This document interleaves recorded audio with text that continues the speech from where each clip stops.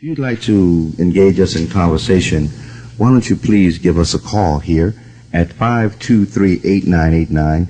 If you have a question or comment, Brother Tupac Shakur, again, is the national chairman of the New African Panthers. My name is Bomani Bakari. The program is Round Midnight. 523-8989. Please turn your radios down when you're enjoying us in conversation. Hello, you're on the air live with WRFG. Question or comment? Question. Please go right ahead. Yes, I'm a brother, and I've been listening to a lot of movement speeches on the RFG station, and I'd like to know, how can I get involved in this black what is the Panther movement? New African Panthers? Yes. Brother, you talking about the New African Panthers? New African Panthers, I'm sorry. That's okay. We're having a meeting tomorrow at 3 o'clock at Woodrow's Library, room 302, and we would really appreciate it if you could come, and you'll learn a lot just from being there. Hello, you're on the air live with WRFG. Question or comment? What does it take to be a Black Panther? Okay, to be a New African Panther, well, you have to be between the ages of 13 and 25, and it just takes for you to be willing to read and learn about your history and to sacrifice some of the negative things that you may or may not have been doing in your slave existence. Oh, okay. Okay? Hello, you're on the air live with WRFG. Question or comment? Yes, I have a question to ask. Yes. I'd like to commend you brothers also for your work that you're doing. Thank you. And secondly, I'd just like you to briefly maybe say something about the Black Panthers of the 60s and therefore, and then tell if you're progressing from that, if there's any changes that you're making from the Black Panthers in and what you are planning to do soon. Okay, well, the Black Panthers from the 60s, those are my heroes. Those are all, my mother was a Panther, my stepfather, most of my family, uncles were wearing the Panthers, and what we're trying to do as Panthers is have start earlier, first of all, and start by education first as a means of self-defense. Okay. And then move on from there. Okay. Secondly, also, let me ask you this. Huh? You say that this age group is between 13 and 25, right? Right. After someone's 25, 26 years old, what is their role then? Okay, well, our parent organization is called the New African People's Organization, and they're the ones who really, they help to guide us, and you would fall right into their age limit. Okay, for suggestive reading, what books could you recommend for brothers out there now that are trying to find more of their African history? The autobiography of Malcolm X, Part of My Soul by Winnie Mandela, and the newspaper's called By Any Means Necessary. And could this brother necessarily come to tomorrow afternoon's meeting? Definitely. I'll be there tomorrow at 3. All right, I'll be looking forward to you. There it is. Okay, thank you for calling, my brother, and participating. Okay. Okay, free to land. What's really great, I hear a lot of young people calling us up tonight for the first time, and that's really good news to me. Yes, indeed, brother. That's on the strength. Hello, you're on the air live with WRFG. Question or comment? Question. Please. Well, first of all, I'd like to commend the brothers for what they're trying to do, because our youth definitely needs some direction out there. Then my question is, what role do the sisters play in this organization? I see you have 2 brothers on there. Are there any sisters that are in the organization? And how do they see the role of young sisters in the struggle? Well, the Panthers is crazy co-ed. We got sisters as well as brothers, and there's a sister, a real positive sister named Mahadi. She always tells me that we need to fight against sexism, even in the revolution, even in our own organization. So the Panthers is not for the brothers, and it's not for the sisters. It's for our people. It's for basically the youth to come together. And the sisters, they work as hard as the brothers, and we're all in it together, just trying to build it. Okay. Does that answer your question? Yes, it does. Thank you. Thank you for calling. Free to land. I respect you and your guests. I respect you too, brother. Listen, I just wanted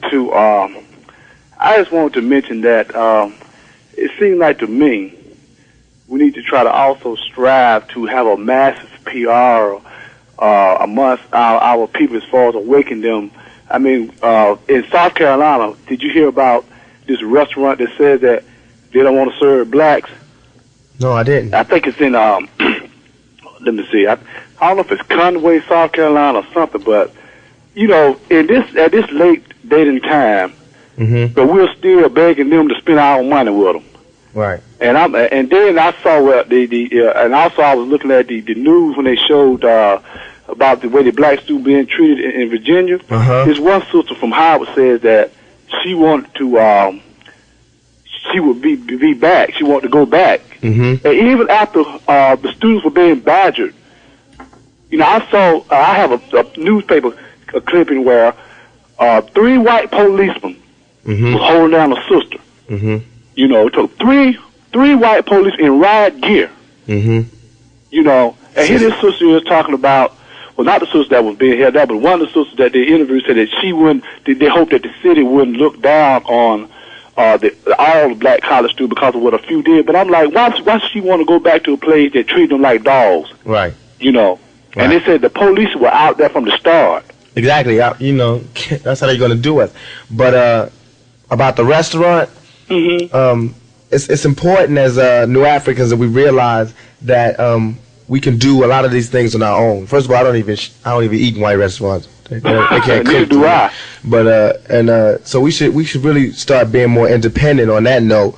But in terms of going back to Virginia Beach, no one can tell us where we can and cannot go. You know what I'm saying? And we need to start really you know, force pushing that too. You know, it's no longer should we turn the other cheek. It's all about, you know, going out there. But no, I mean as far as patronizing. Oh, forget that. You know, squash that. You know, zap that right on through. But the sister will come around. She'll realize that they call her. You know, they gonna make sure that she don't come back. But just straight words. But we should be real wary of downplaying our own race because we get enough of it from the others. But just try to understand where we're coming from. You know.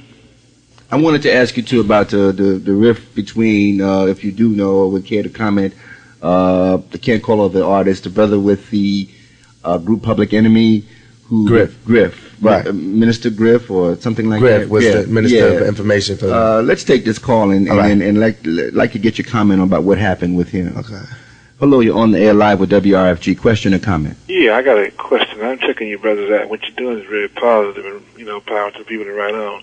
I had a chance to observe on the news, and you know, if I'm off base, stop me and I'll just, you know, cool out. But I heard this newscast by this minister, Father Stallings, in D.C. He left the Catholic Church and formed this group, you know, his church, Imani Church, and the reason for leaving the Catholic Church was because of the insensitivity to black people, and I don't have no problem with that because I agree with that. And he was saying that celibacy by its very own being was like out of order, but now there's a charge against Father Stallings that like he's a homosexual and he supposedly, you know, did something to a 16-year-old choir boy. And I was sitting there checking the brother out and watching him, and what he's doing is very positive, but I distinctly thought I saw a bunch of feminine features. Now, am I wrong for checking the brother out and seeing this on the air? What do you brothers think about, you know, that whole scenario? Okay, once again, it's important that we be wary of what the media does to some of our leaders and some of our spokespeople. As soon as they see a black person stand up and say, you know, I don't think this is right, and y'all dogging us, right away, trust me, it's happened with the COINTELPRO, with the Black Panther Party, and it'll happen again. They start to shoot, just with the Public Enemy also. As soon as somebody speaks out, they want to cut you down. They want to discredit you as a leader and as a spokesman. So we really have to be wary as black people, as New African people, of letting somebody tell us, you know, if the brother is a homosexual or not, that goes beyond. But we need to support these brothers instead of trying to drop them at the first sight. You know, you really need to help them.